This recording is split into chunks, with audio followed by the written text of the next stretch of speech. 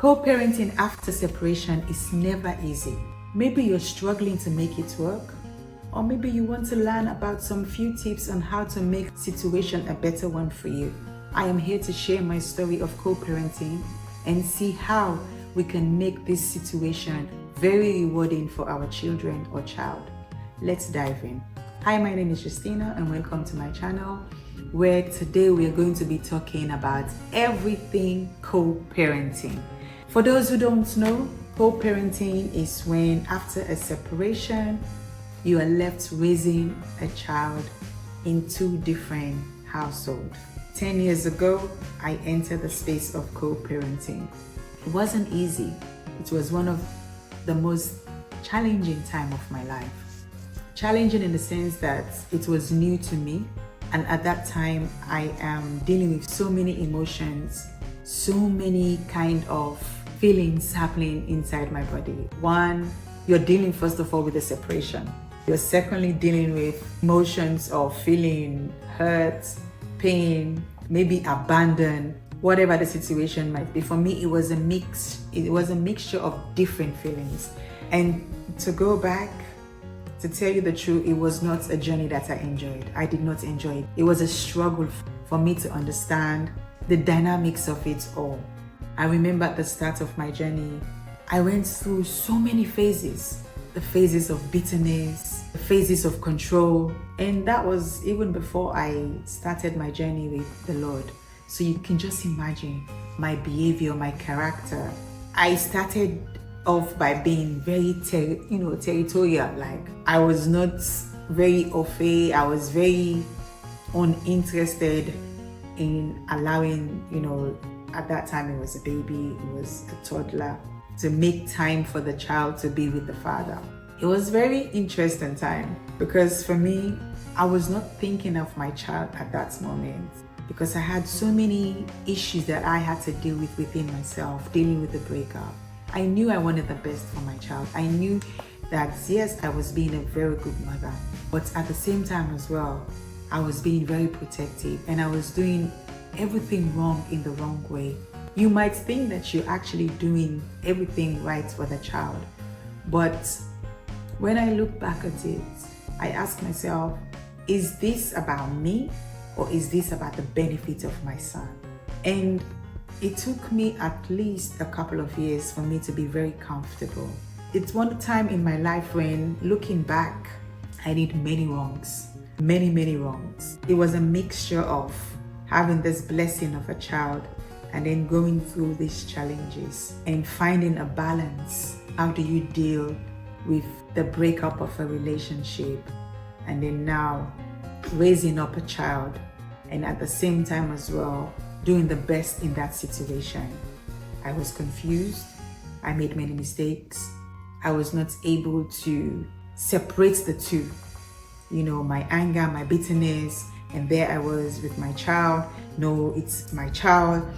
If time comes for visitation, I'll be very difficult. There was a time when I will not make myself available, or I will not make the child available for the visitation. And then we graduated to the next phase of actually having, yes, the visitation, but having it outside of my house. It was a lot of things, all in a bid because you're going through a breakup. I found it very difficult to separate the two. And if you're going through anything like that, please leave me a comment below. Let me hear your own story of co-parenting.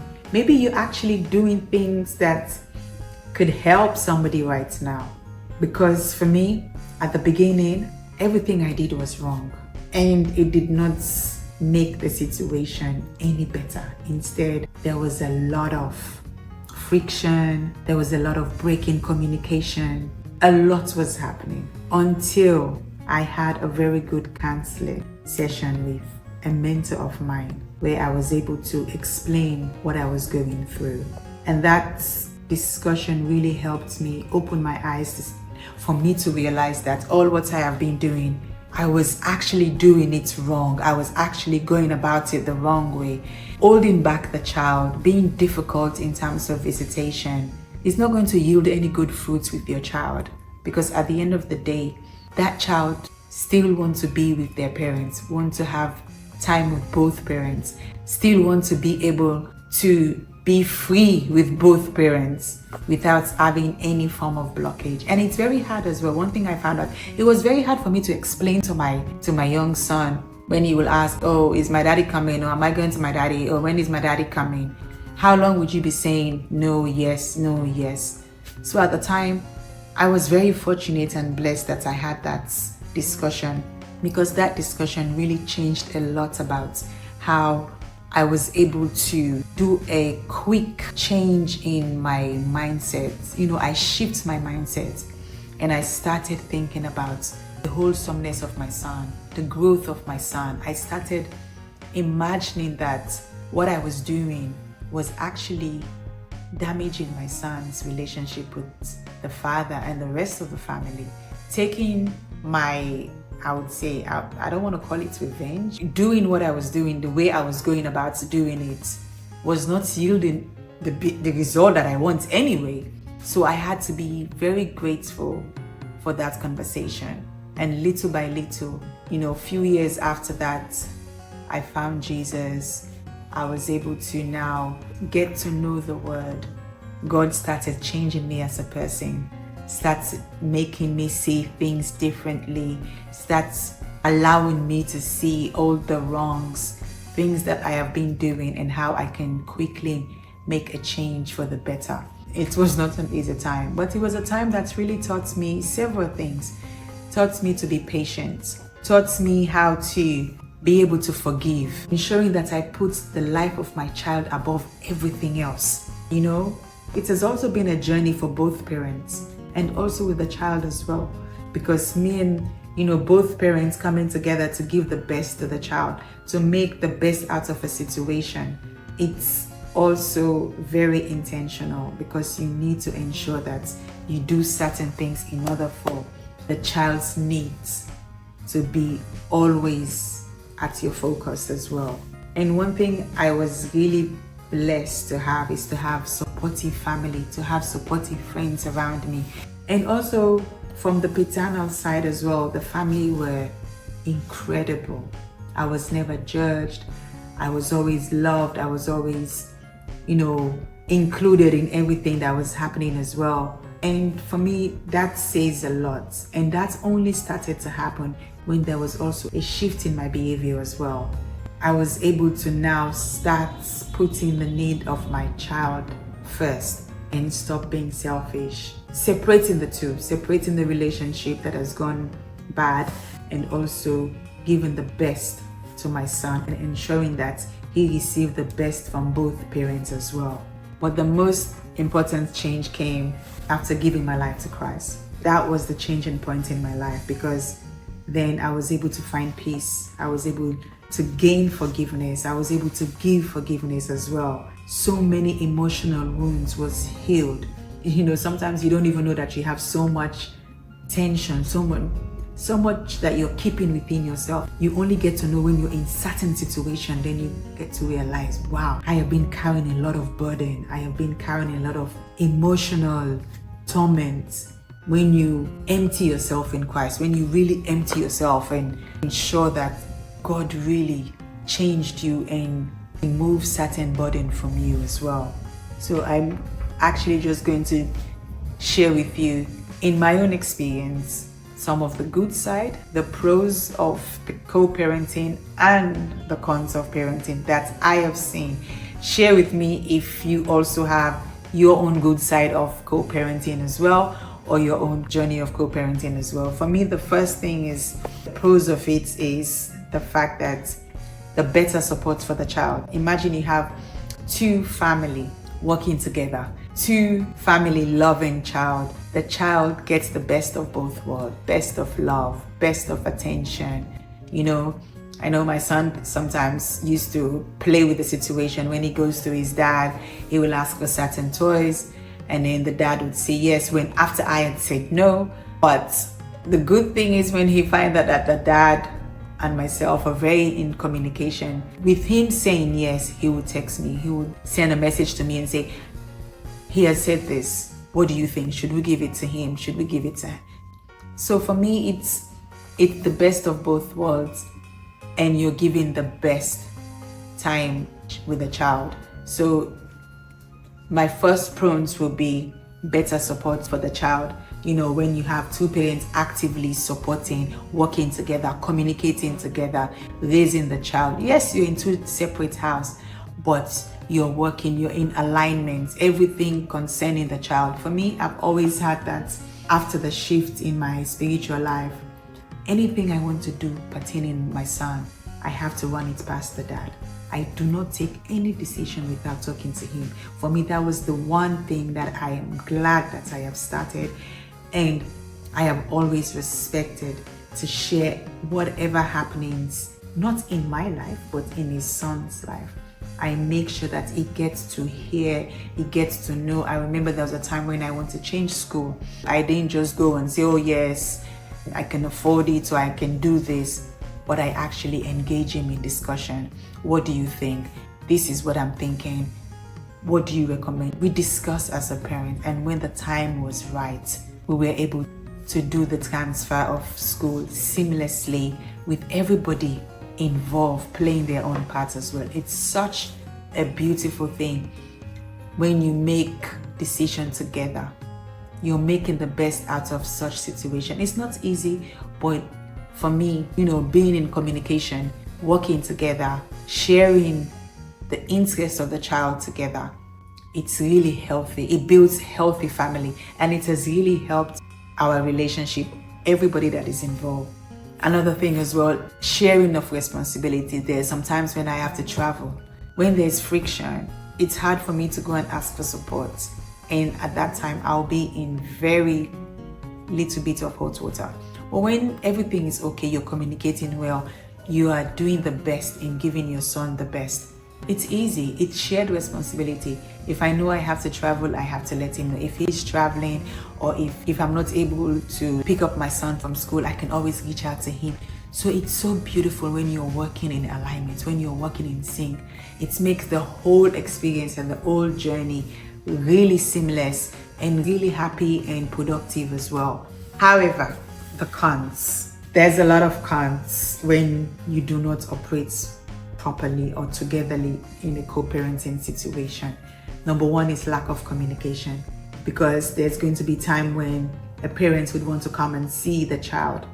Maybe you're not available, or maybe you have something else. So if you do not have proper communication, if the communication line is not open, it's not healthy, it's really hard for you to really make appointments, schedule appointments, try to ensync to say, okay, the child needs to go for his vaccine, or the child needs to take educational lesson somewhere. There's something that will be happening.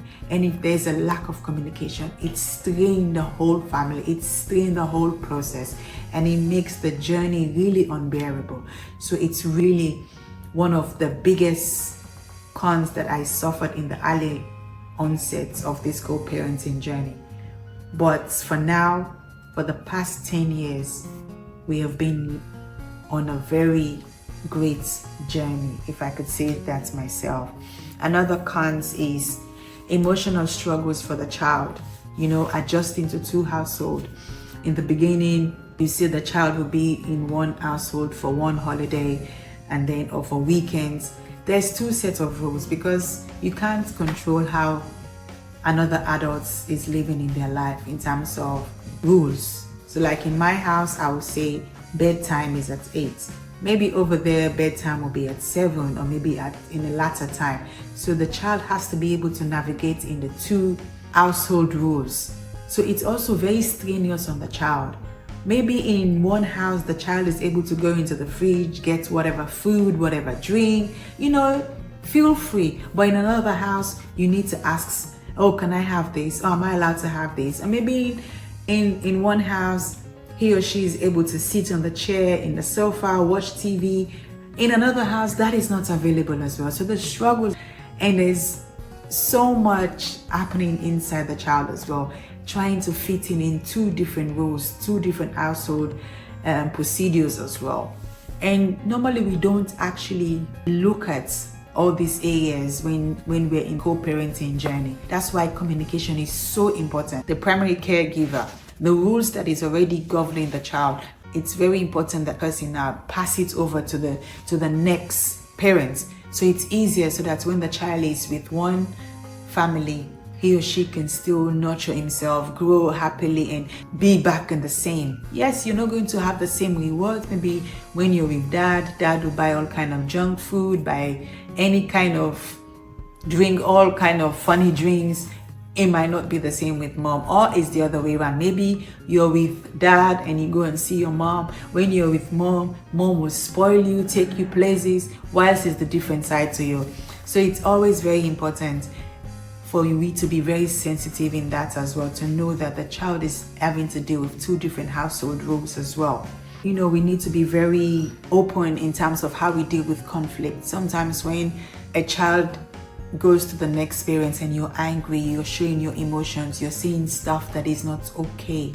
So you need to be very sensitive on what you say to that child when that child is in your own care.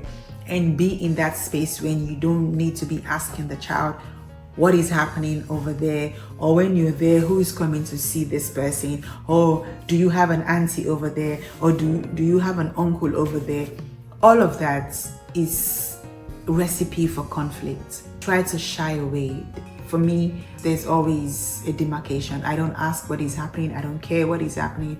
I concentrate in looking after my child and making sure that my child has a very healthy environment while he's with me and while he's with the dad as well. And whenever there's any conflict, we tend not to do it in front of the child. Make sure that we can be able to have conversation. If there's a phone call, I walk away. If there's any phone call that I know that I'm going to be a little bit emotional, maybe in my voice, or when I'm speaking, I tend to move away so that I can have a conversation. It's very important. And I see a lot of conflict happening because we want to know what is happening over there, or that person wants to know who is that one who is dating who. Try and stay away from conflict as well. So for the last 10 years that I've actually been in this co-parenting journey, there are a lot of things that I've gone through. There's a lot of changes. There are a lot of tips that I would love to share that has helped me in my own journey. Tips that when I applied it, I saw a positive change in the relationship with everybody involved with my child, and also the relationship with my child as well. Because you are the main caregiver. There's going to be a chance when the child would ask you, "Mommy, what happened to you and daddy? Mommy, why did you and daddy break up?" So if you're very emotional, you're not going to be in that space to be positive in not giving the information, which I always advise. Even for me, I never share any explanation. You know, I'll just find a way to just go past that information. But it's always really good. And every tips that I've applied is actually brought me to this space of us really thriving and building a better environment for our child, to be able to be his best at school, to be the best socially, not to have any confusion, not to be having any problem within himself, you know, to be able, when he's there with his dad, to live the same way as how he would live when he's here with me as well. So one of the things that some of the lessons that I've learned along is I have changes that I've said to myself. Don't just enter into relationship without the will of God. When you're choosing to enter a relationship, make sure that you enter a relationship with somebody of the same faith. It's very important, because us as believers, you have no business dating somebody outside of your faith. And it's very important for you to practice holy life. Nobody dreams of going into a relationship and breaking up and having to have a baby and having co-parenting. No, I don't think anybody starts a relationship thinking that, yes, I'm going to have a breakup at the end. No, I think we all go into a relationship hoping that this will be the best and then we'll have a fairy story at the end. But for me, one of the lessons that I've learned is having the relationship practiced right by God. Yes, you can be in a relationship and then you marry, and then you get into, and then you started having children, and then down the line, relationship break, which now end you up in being a co-parents, being somebody co-parenting. It can be there's a lot of people that are going through that as well. That is also okay. But for me, my own personal takeaway is ensuring that when I'm entering into a relationship, ensuring that this is the will of God, seeking God's will, and making sure that this person is also somebody of the same faith as me and living a holy life, making sure that how I am behaving in the relationship is one that would actually glorify the name of God. It's very important for me. Secondly as well, communicate effectively, communicate politely, try and be respectful, be clear, and also always focus on solution.